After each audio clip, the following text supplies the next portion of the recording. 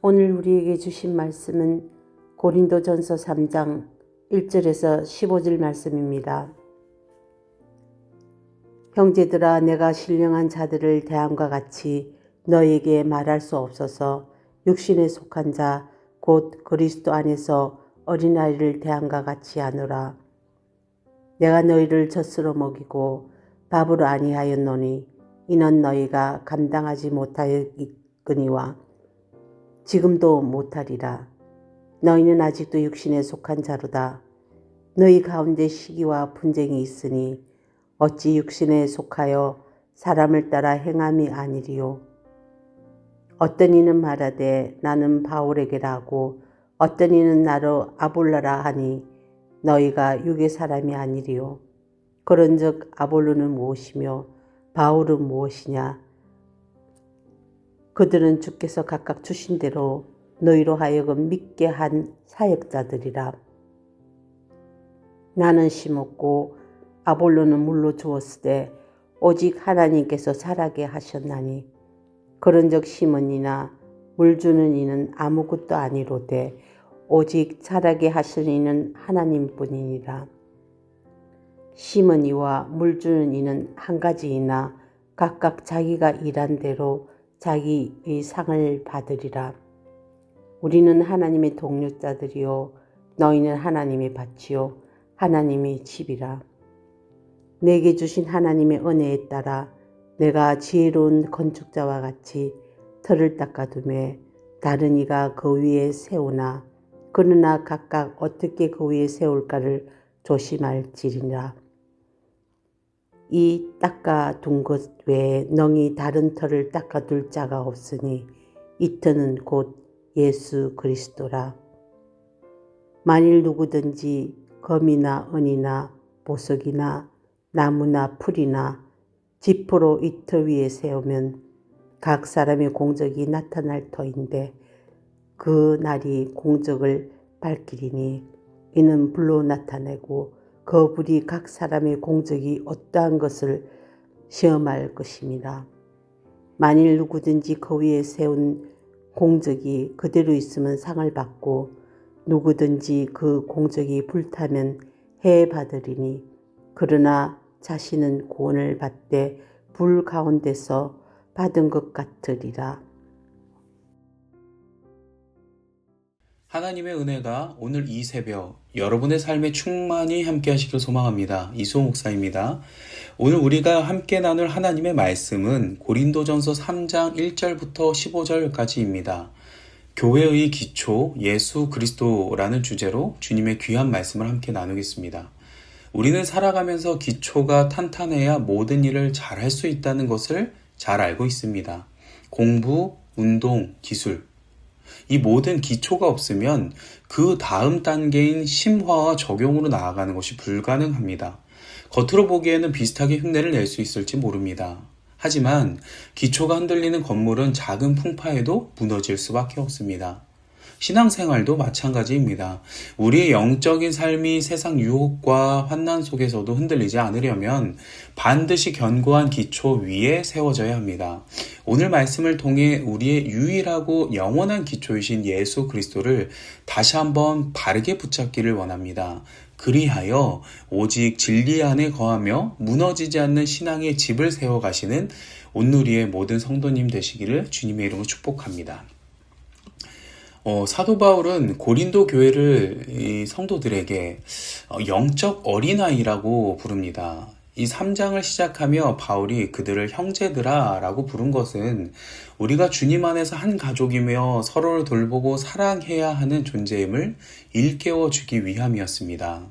그러나 안타깝게도 그들은 성령의 인도함을 받는 신령한 자가 아니라 여전히 육신에 속하여 그리스도 안에서 어린아이와 같은 상태에 머물러 있었다는 것입니다. 이 복음서에서 예수님은요, 어린아이와 같은 믿음을 가진 자가 천국을 소유한다고 하셨지만 바울이 여기서 말하는 어린아이는 부정적인 의미인 것입니다.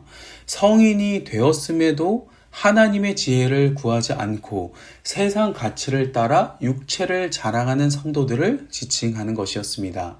아기가 어머니의 젖을 먹는 것은 당연합니다. 아이가 성장하면 반드시 단단한 음식을 먹어야 바르게 자랄 수 있습니다. 하지만 이 고린도 교회 성도들은 신앙의 성장이 너무나 더뎠던 것입니다.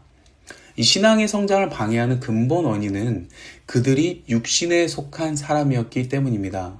이는 하나님의 뜻이 아닌 세상의 질서와 가치를 따르는 자연적인 상태를 말합니다. 하나님을 인정하지 않는 세상의 방식을 기준으로 삶과 신앙을 영위하는 것이었습니다. 이들은 신앙의 단련은 거부합니다. 자기 입맛에 맞는 좋은 것만 취하려 합니다. 이 신앙으로 세상을 분별하는 것이 아니라 신앙을 삶의 작은 한 영역으로만 치부해버리는 삶, 이것이 바로 영적 어린아이의 모습인 것입니다. 이런 영적 미성숙은 교회 내의 시기와 분쟁으로 이 고린도 교회가 나타났던 것입니다.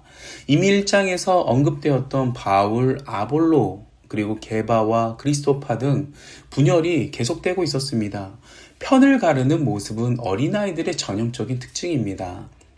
아이들이 놀이를 할 때나 장난을 칠 때 편을 가르며 시기하듯 육에 속한 고린도 성도들도 똑같은 모습을 보였습니다. 그들이 바울과 아볼로를 두고 갈라진 데에는 나름의 이유가 있었습니다.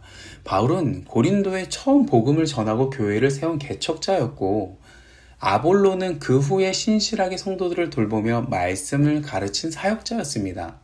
특히 아볼로는 유대인으로서 구약에 능통했으나 복음의 지식이 부족해서 브루스 길러와 아굴라를 통해 더 깊이 복음을 배운 겸손한 지도자였습니다.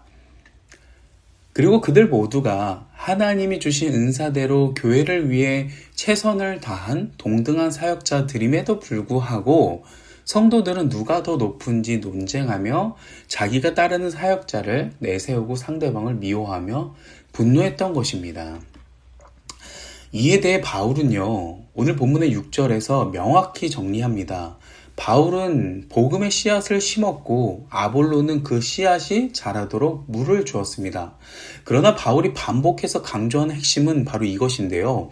자라게 하시는 이는 하나님 뿐이니라. 아멘. 교회의 목사나 전도사와 같은 사역자의 목표는 하나님이 맡겨주신 성도들을 잘 양육하는 것입니다. 그러나 아무리 잘 양육해도 실제 성도들을 성장하게 하시는 분은 오직 하나님의 은혜라는 것입니다. 사역자는 성도가 하나님께 집중하도록 돕는 좋은 도구입니다. 이 리더십의 진정한 의미는 내가 높아지는 것이 아니라 나를 통해 하나님이 더 높아지시도록 세우는 것입니다. 교회 안에 이 헌신과 봉사는 참 다양한데, 그러면서 하나님께서는 각자가 수고한 대로 상을 주시는 것도 다양한 것입니다.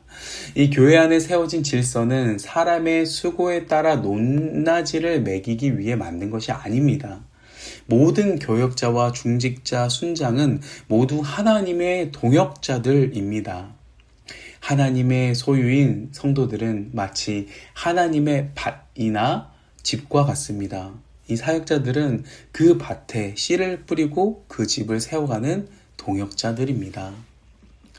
우리는 교회 안에서 머리 대신 예수 그리스도를 따라 살아가는 주님의 동역자들입니다. 하나님이 세우신 질서를 바르게 따라 나아가기를 소망합니다.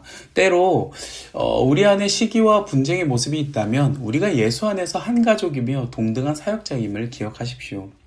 예수님의 제자들도 누가 큰지 논쟁했고, 바울의 시대의 교회도, 그리고 지금의 교회도 인간의 연약함으로 분쟁이 일어날 수 있습니다. 그러나 우리는 이 나약함을 방치하지 말고 다시 머리 대신 예수 그리스도를 기억해야 합니다. 할렐루야. 오늘 이 새벽 우리가 예수 안에서 한 가족임을 고백하며 주님만을 높이는 저와 여러분이 되시기를 주님의 이름으로 축복합니다. 이어서 교회와 성도를 하나님의 집이요 밭이라 표현했던 이 사도 바울, 이제 하나님께서 자신에게 주신 은혜를 따라 그리스도의 터 위에 교회를 세웠음을 선포합니다.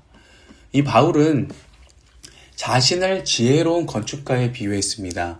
오직 예수 그리스도라는 기초 위에 교회가 견고히 서도록 수고했습니다.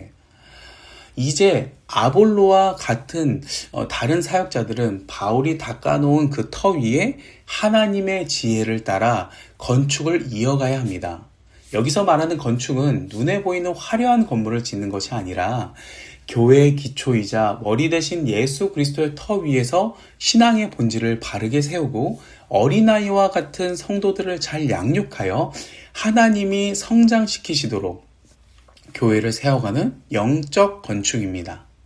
우리 교회의 기초는 결코 흔들리지 않는 견고한 반석이신 예수 그리스도임을 온전히 믿으시길 소망합니다. 사도 바울은 이 교회를 세워갈 때 어떤 재료를 사용하는지가 중요하다고 강조합니다.